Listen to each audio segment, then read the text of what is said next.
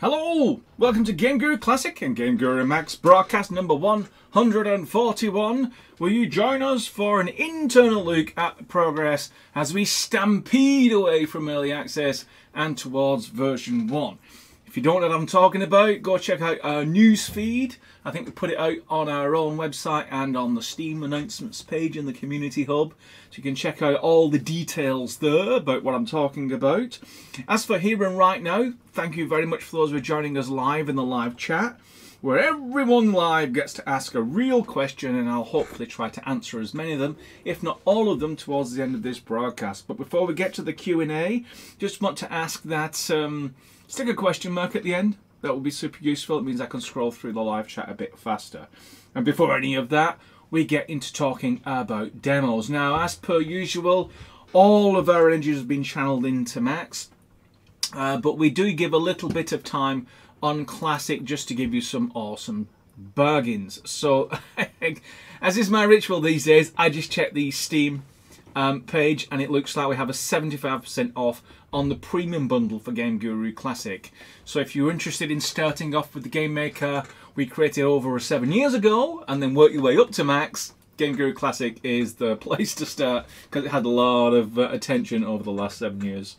And this is a great opportunity to get started on the ground floor with a 75% discount, because the premium bundle isn't just the software, it's a lot of DLCs as well. So maybe that is of interest to you.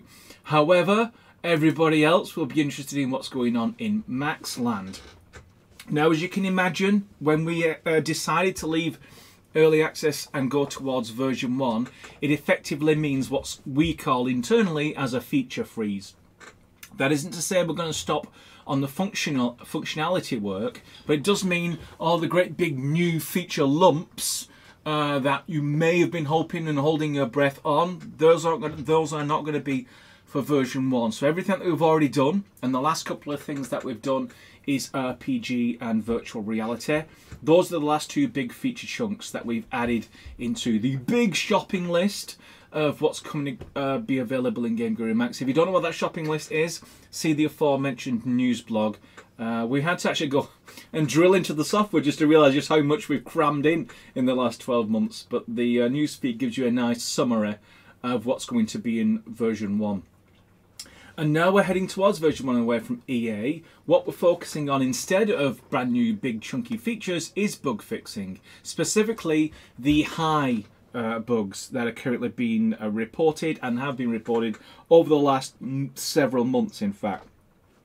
So if I just show you very quickly the issues board, this is what we're going to use. I have a special set of filters, which is open, max, bugs, high, and things that we have not yet fixed. And you can see the count stands at 78. That was actually around 60.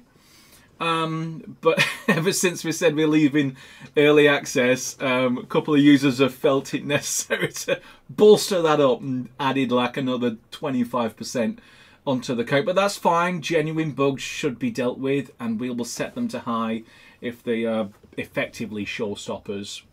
And you can see 288 have closed. That's 288 high bugs have been closed. And each broadcast we're going to look at these two numbers just to see how we're progressing. Is the 78 going to be smaller next Wednesday? Certainly the 288 closed will get larger. What you might not appreciate is that as we fix bugs and knock them off the list, wait for confirmation and close them, new bugs and new issues are being reported, which sends the number in the opposite direction. But it's a useful exercise. It allows us to sort of put to one side worrying about and adding and figuring out how new features are going to be created, and just blast through all the existing features to make sure they're super solid. So when we get to version 1, you've got something that's reliable, you can knock a game together, push it out the door, you know it's going to do what it needs to do. And it'll do what it says on the tin. So we'll look at that again next week, see how we're getting on. Bugs fixes are coming in thick and fast. I've just stopped doing some bug fixing in order to do this broadcast. And if I just click on this button here, anyone who is sort of a long-term GameGuru Max beta tester will know what this is. It's the building editor. You can ignore that for now. In fact, I'm just going to let it fade away. Which is the building editor, which lets you make buildings. Hooray. And one of the bug reports, is that actually ever going to go away? I might press the close button. There you go. One of the things that was reported is that when you move a door or a window and then re-export it and go back into your level editor, we have a new feature called Hot Swap. Now what Hot Swap does, which is pretty cool, is you don't have to sort of leave the level and come back. It detects that the media has changed and instantly updates that media. Works super nicely with regular objects, changing textures and sizes and things like that. But with the building editor, which exports what we call a smart object, it's a very complicated object with a lot of moving parts. And there were some issues about when you hot swapped, windows wouldn't rotate properly, etc. But on drilling down deeper, there were more issues. And on looking at the highs on the issues board, probably about 10 of those 70 are building editor related. So I've pulled all of them to one side, put them on my plate, and I'm going to go into them aggressively, make sure that the building editor is rock solid, including the ability that, because this previously wasn't supported, I've decided, you know what, we should support this, adding and subtracting from your building. So if you've got a building that only had 5 windows and then you go in and then add 5 more windows, when you hot swap back into level editor, you should see the extra 5 windows show up.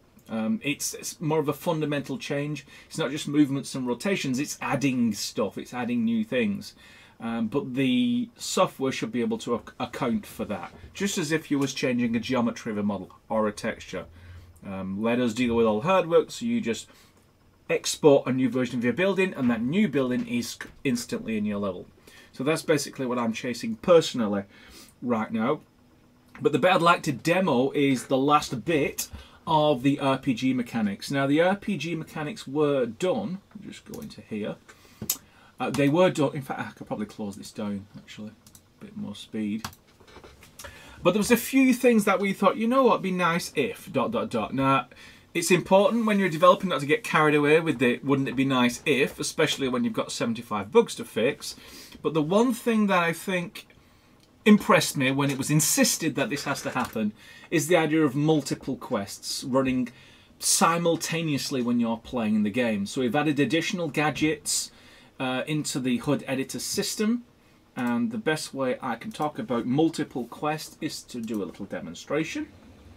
Just get rid of this gun, get a feeling of more of an RPG experience.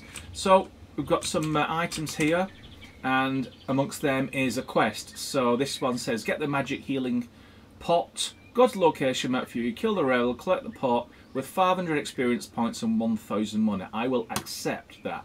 As I walk away, I can press the log key and I can see I'm currently on get the magic healing pot and information about the quest and whether it's worth it. You can cancel the quest at any time if you want to do some quest cleanup and management and get rid of it, but I'm not interested in cancelling it because what I'm going to do is show you another quest. So I'll pick this one, quest for gold. Go to the place marked on your map and retrieve the gold. This is only worth 100 experience points and 100 money. Well, I'll accept that too. Ding. So now as I'm running around in my game and I'm thinking, oh, I forgot what my quest was now, just press the log and you can actually see you've got 2 quests running. You can bounce between them at any time, and you can click on them to find out, what was that one again? Yeah, get the magic healing pot. And the location might be like on your map, other side of your map, for example, or the other side of the river. I don't really want to do that one yet, so I'll leave that one alone. And you can see quest for gold, go to the place on the map, which is literally just over there, all that gold. So what you can do is toggle to that quest. So now you'll actually see it's in yellow, it's got a little square bracket, quest for gold. So that's the quest I'm now under. And if you look at the map, you'll actually see a little glowing yellow blob that indicates that huge pile of gold over there. Now, I had a spell somewhere, but I'm just gonna cheat. Yeah, sorry about that. Not exactly what you expect to see in RPG. Oh, I've just shot me gold. This is a little bug I was... You see, the reason I didn't fix this is somebody else is modifying the map, and if I fixed it, it would just get unfixed the next time I get the update. The reason the gold disappeared is I've got it set to explodable, and I don't really want to explode my gold. So let me just grab this quest, which is the one I was talking about, and these guys. I give them 1 health. They're not really a threat. There you go. And eventually you run up to it. You found the gold log, and you'll see that quest for gold, quest complete. And the whole multiple quest systems all in the back end. All you've really got to figure out is how you want to lay out your quest screen, and then you can drop in objects and set them to a special quest behavior. So you see this little yellow thing, press E to view this quest. If I go into the level and just show you that and behavior, you'll see that it's the quest poster, which lets you set up some basic text, lets you point out the quest that you're interested in. You can create and delete quests from here, and then that's all you need to do to set up lots of quests. And there's actually a guide. If you go into the guides folder in HUD, there's a nice, lovely, well-presented guide on everything that you need to know about creating and managing quests in your game. And the quest poster is just one of several quest givers. A character could be a quest giver, it could be a zone you've entered, or something you've triggered in the game that starts a quest going on, gives you the opportunity to collect a quest, and then you can decide whether to bin it because it's a boring grocery shopping quest, or it's something really cool that'll give you a nice shiny item or lots of XP points. Last week there was only really one quest at a time, and yeah, it was highlighted to me, and I already knew it, but it was like, is this one of the things we could get away with? And the answer is no. It was a situation of good enoughness, and every RPG game in the world has multiple parallel running quests, and so now it has that system in GameGuru Max. So that's being tested right now. There is a lot more behaviours on the way. I have held back because I wanted to focus on all the scripts and behaviours that lent itself to the RPG mechanics. Well, there's lots of other behaviours in the wings that are kind of pseudo quests, pseudo RPG, pseudo shooter, but there's a lot of them. So I'm going to make sure that all of them are crammed into the builds for this week, and then that basically we'll draw a line pretty much under behaviours. As you can see, you have quite a lot to choose from. If you don't know what behaviours are, they basically substitute the need to script for the most part. We've created all the logic and the scripts for you, give them little pretty pictures with descriptions and lots of parameters you can change on each one. And that should take care of most of your game logic, at least for just starting off with games. As we proceed into more sophisticated areas, more behaviours will drop, which allow you to go into that sort of next level game sophistication. So expect some more behaviours to arrive, and if I remind myself, I'll maybe broadcast a little demo about some of those new behaviours next week. But apart from that, because I wanted to show you some shiny, mainly it's bug fixing. Mainly it is getting this number to 0 and getting this number quite large. And we've segmented it off into different team members, and hopefully we can blast through and get all of the... There is another tag as well. At the moment you're just seeing the orange highs. Let me just pick this one just for kicks and giggles. It's a new tag called a showstopper. Now this is something that we use as a terminology we use during the release candidate testing. It means if one of these exists in the issues board, we can't release, and we will delay if there are any showstoppers left on the list by the time we finish the testing phase. Highs are important, but showstoppers basically stop the music whilst we fix the stage. And at the moment we've not been heavily using tags. We're still in the throw of just cracking on, figuring out how many of the highs are actually the same issue, and then going through those. Some of them are pretty long-standing. Some highs have been around for about 6 months and may already have been fixed. So stage 1, blast through all the highs. As we go through, we'll identify showstoppers and mark them up as we go, and I think we'll have a better handle on where we are in terms of the number count, how many highs and how many showstoppers for this time next week at Wednesday. So that is it for what I have to show right now. I will bounce over to the live chat window if I can find it, and we will move swiftly on to the Q&A.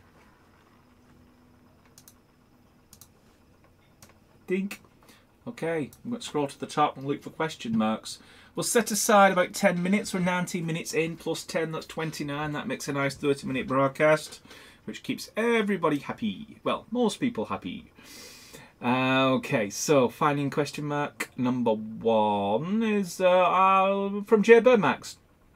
I can't find my CD box for FPS Creator. Any way I can get the code put into my online key code list? This is GameGuru Max. For anyone who doesn't know, FPS Creator was a game maker we created over 12 years ago.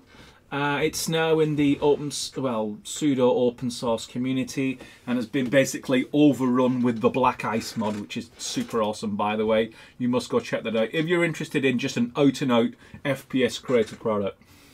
Just type it out on Google, you'll find it almost immediately.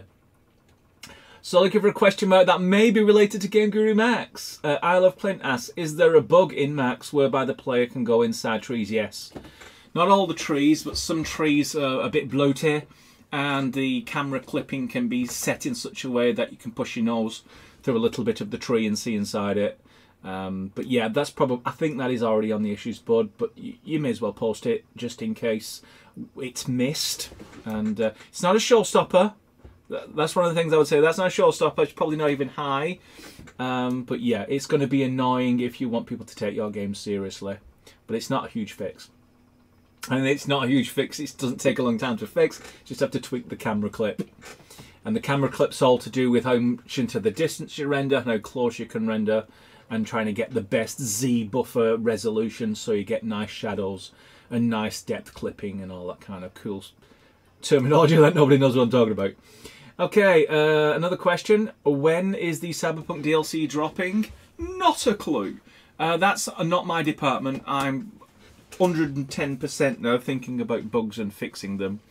We have a whole other guy who deals with DLC, and there's a nice schedule being arranged for that very thing. There's a few things we're going to do with capsules just to clean things up, to make it easier and more identifiable, different kinds of DLC, and promoting the fact it's third-party artists who are creating them as well. There's a bit of confusion about, do TGC make DLC and distract themselves instead of fixing bugs? Well, hopefully a bit of a redesign on the capsule will identify these DLC as produced by third parties. Okay, question mark number 3 or 4. Where can I get the new written manual? It's in the guides folder under user manual. Or you can just go onto the software and click help, read user manual. It will take you to the latest version. Go into the release candidate build on Steam or on the EXP, which is also recently updated, and you'll find the latest version of the user manual there.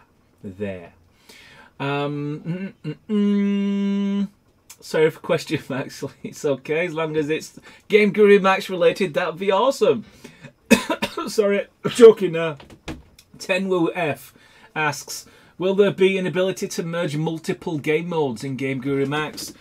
Out of the box, absolutely.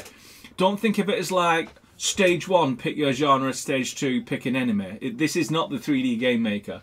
You basically start with a terrain that you've procedurally generated, and you start dropping stuff into it. Whether you're dropping in stuff that's going to make a shooter game, or an RPG game, or a puzzle game, or a mix of all three, it's entirely up to you. Definitely go check out lots of the videos we've made. You'll kind of get the idea that you can mix and match. It also means you can mix and match it so much it's a mess. But that's for you to discover. Creativity is 95% mess. Until you get something that looks pretty cool. Alright, let's go to the next question. There is a question mark from Synchro62. Using the Quest 2 for VR from the Max editor is easy. Simply launch Erlink, open the desktop and press the VR launch.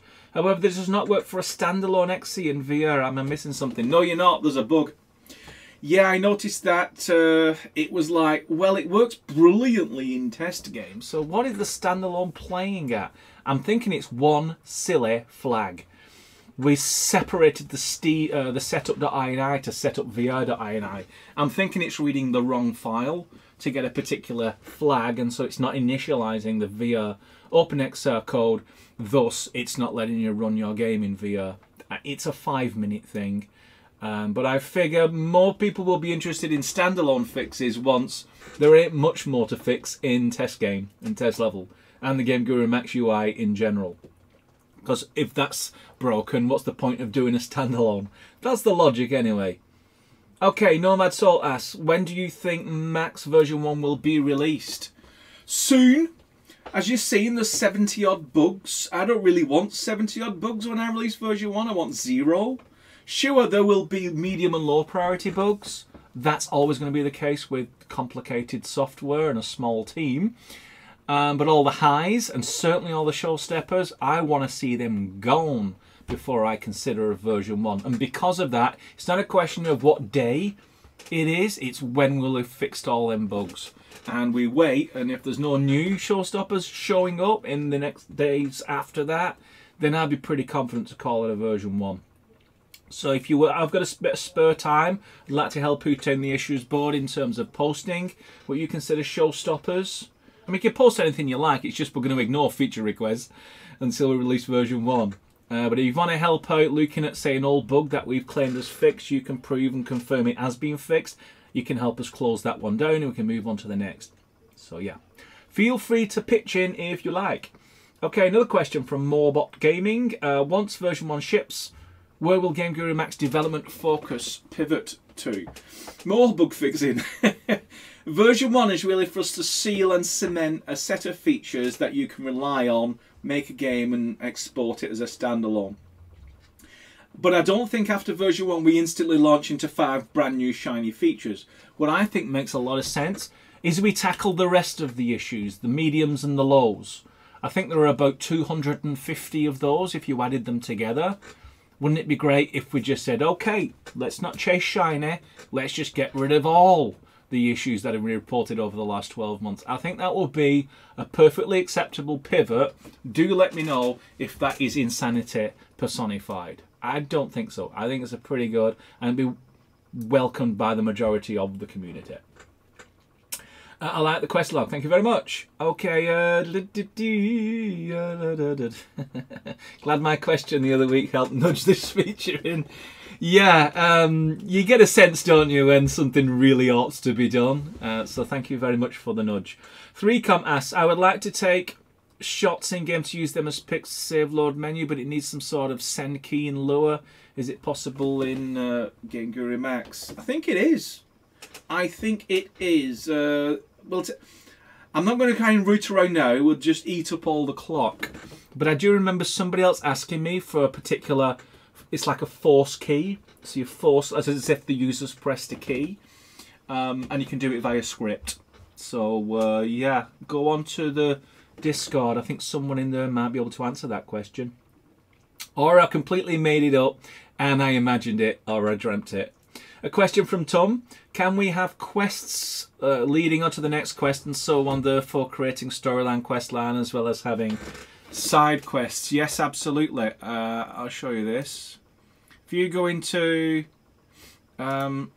quest settings, you'll actually see down here, you've not only got the object, which is the focus of your quest, you can optionally specify something or someone will receive that particular object in the case of delivering an item to someone. But if you look down here at the bottom, quest activate. A completed quest can activate another thing, another object, another zone, another character, another quest. And so you can chain quests together. And more so, because you've got this here, the visual logic connections system, when you activate the object you've just specified in quest activate, that object could have tendrils linking off to 5 other things, 5 other quests if you wanted to. So on completion of a certain mainline story quest, it could open up a whole new gamut of, say, local quests within a village, etc. Things like that. So we've left that entirely up to you. Kept it nice and open, so it's pretty easy to create a linear series of quests or a spidery nest of quests. It's entirely up to you.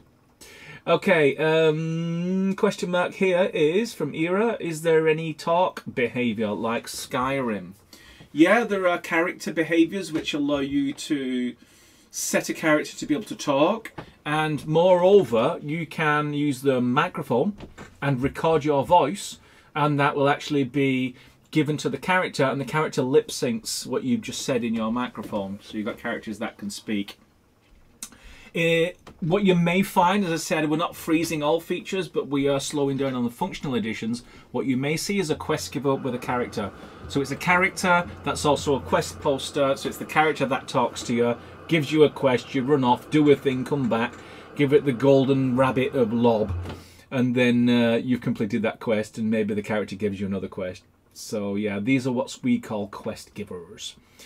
Scrolly, scrolly, scrolly, catchy monkey. Next one is... oh no, maybe I've scrolled too... no, I haven't. I think I'm about right. This is from Retro Game Block. Will we see some extra moves in melee combat other than the single attack we have at the moment?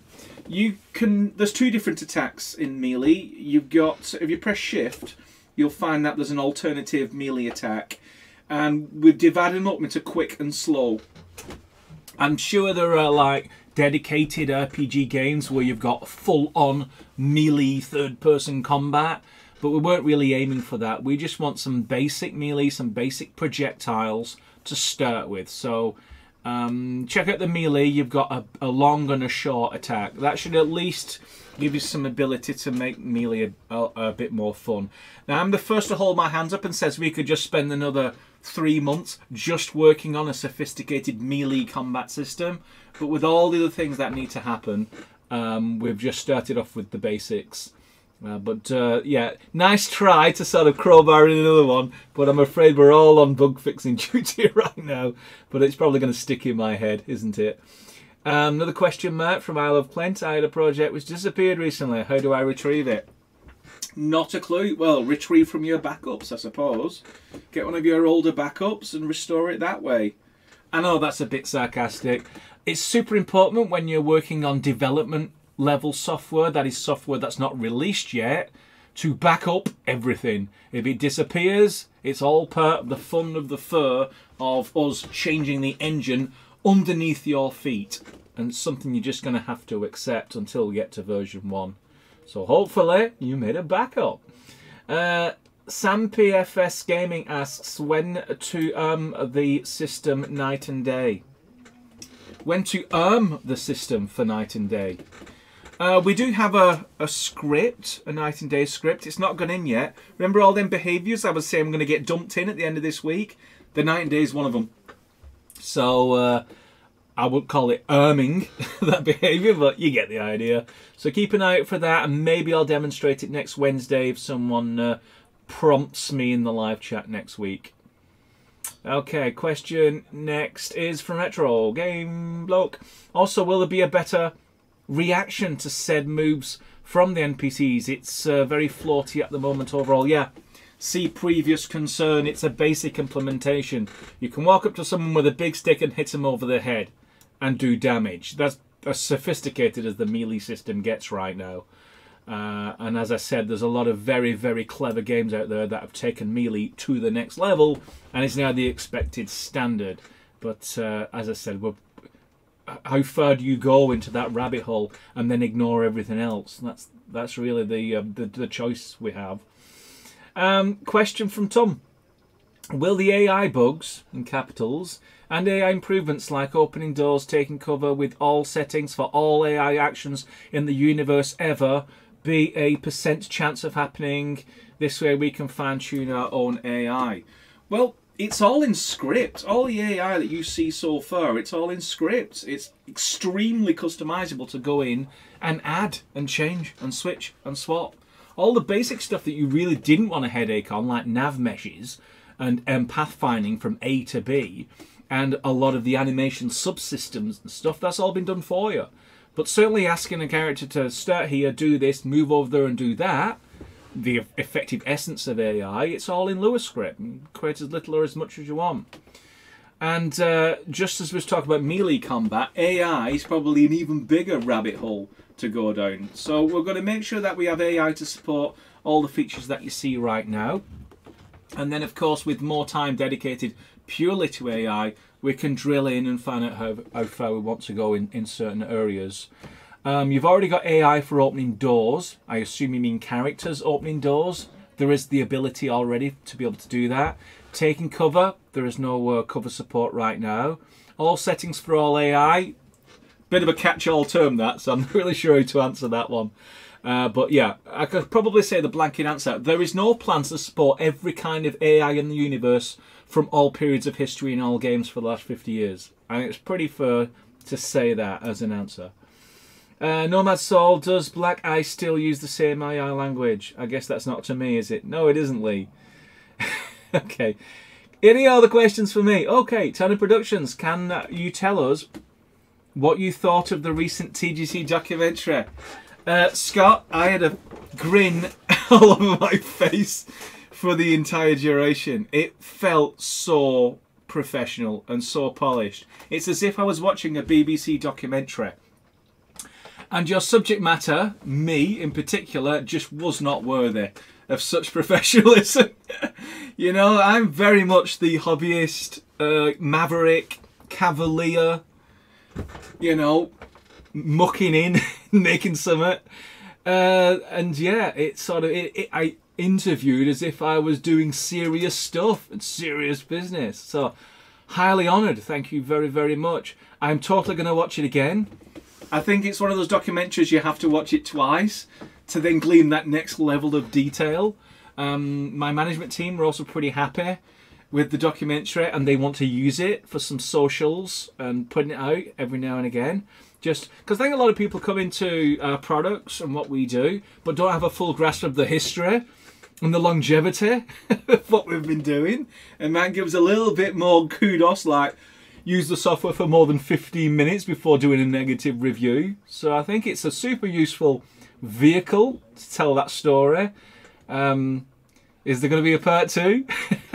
Maybe we need to make more products before you've got enough material for a second documentary. But yeah, I was blown away. And as I said in the live chat, right at the end, I said, awesome, with exclamation marks, and I meant it. So thanks very much for your time and putting all that together. I'm sure everyone got a lot of insight, stuff that normally they would probably never have figured out. And what a history. Even I was getting a bit tired at just how long the career has been so far. Hopefully I've still got a little bit more career, and maybe there is sort of a codicil that can be attached to the documentary, like what happened 12 months later. But yeah, well done. Very nice work. Okay, more questions pouring in. Looking at the clock, we're at 37 minutes, so I pushed past the 30-minute mark by 7 minutes. I apologise for those who want to keep these nice and snappy, but I'm feeling good, so let's see if there's any more question marks. There is, right below, from Gunting. Is there a plan on updating all GameGuru Classic DLC's assets so that they will work on GameGuru Max, all DD's asset characters? Yes, there is. Not specifically everything, because that's not possible. And not the character creator created characters, so all that in one sentence, for Max, because they're built an entirely different system. But probably all of, you know, the DLCs and the levels for those DLCs, getting them so they import into Classic would be a coup. It's something that I do want to do. And it is actually part of my run-up to get that into version 1, but I am prioritising bug fixes. I don't want instability. I'd rather not have that feature in and have a solid Max than having it in and having an unstable, non-solid Max. But that was basically the very next thing in terms of a feature that I wanted to drill down and focus on. Certainly in terms of bringing in your terrains, the textures for those terrains, all the objects on the terrains, and some basic settings like whether the objects are static or dynamic. And then you'll want to use Max anyway to refine and add behaviors from Max and then tweak them so they just work better in the Max environment. So yeah, keep an eye out for that one. I'm super excited to see if it's an easy one or a really hard one. Look face. The intro video plays every time, even if I prompt it to turn off any fixes, it's so loud. You could turn your volume down. That's probably one way of doing it. And if you, I think I know why, it's because your resolution is a particular thing. Scroll down. If you scroll down with the mouse wheel, you'll see a tick box which says don't play this video again. I've noticed it when I test on a small laptop. The aspect ratio hides that tick box. So that hopefully is the solution. And all nice and gift wrapped for you. Retro Game Block continues. Skyrim combat would be good enough for me, not expecting Witcher 3 type stuff. A block probably, if not already in. Could you actually maybe do a post, send me a link to the post-mortem on how they did the Skyrim AI? I'm pretty sure it took them a team of 20 programmers 2 years. And just being able to just cobble something exactly like Skyrim combat together. Yeah, let's see, shall we? But let's have a conversation off air. Let's do emails, because I think I probably don't need to recreate it exactly, but maybe there are 4 or 5 things. And I know the scene commander has already highlighted 4 or 5 AI things that would make a world of difference. And it's definitely not being ignored. It's just bugs is A, B and C priority at this very moment in time. Question marks. Some question marks about where they can get the documentary from. I'm sure that link will be posted here. I don't have it to hand right now. Is there any improvements on third person? There are no plans to do third person perspective gaming in GameGuru Max 4 version 1. 3 comes off, and I guess maybe that's the universe saying, Lee, 40 minutes, mate. It's time to go home. It's time to let everybody else go home. So, last question then is from Morbot Gaming. Ragdoll DPC deaths. There are no plans to do Ragdoll DPC deaths, whatever they are. Or it's already in there, and I don't know what DPC means. So let's leave it there. I'm sure you will have more questions for me next Wednesday, which will be Wednesday at 7 PM GMT. I hope you enjoyed this show and tell and the Q&A afterwards. And if you are interested in using the latest versions, just go onto Steam, select the EXP, or better, the release candidate build, because the release candidate builds includes the encryption and the optimization. So that's the better of the 2 builds to use if you want to play the latest, greatest version of what we're working on. And I look forward to joining you again next week to show you the fewer number of high-level bugs that we have in GameGuru Max. So until next Wednesday, I shall say goodbye and thank you for watching.